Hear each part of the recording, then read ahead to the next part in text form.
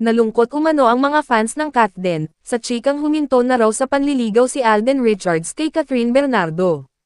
Pero ang ikinaloka ng mga Katniel at Katden fans, ay ang chikang may relasyon na raw sina Catherine at Lucena Mayor Mark Alcala. May mga nagkiklaim nga na nakikita nga nila si Catherine sa Lucena, at meron pang sinasabing spotted raw sa isang restaurant si Kath, kasama ang naturang mayor. Ngunit ang katanungan ng mga Katniel at Katden fans, bakit naman daw si Catherine padadayo sa Lucena? May nagdududa naman sa timing ng nasabing chika, dahil nga mag-e-eleksyon na. Baka nga raw nagagamit si Catherine sa politika. Say naman ng mga taga Lucena, wala naman raw kalaban si Mayor Mark, kaya hindi naman daw nito kailangan gumik or manggamit.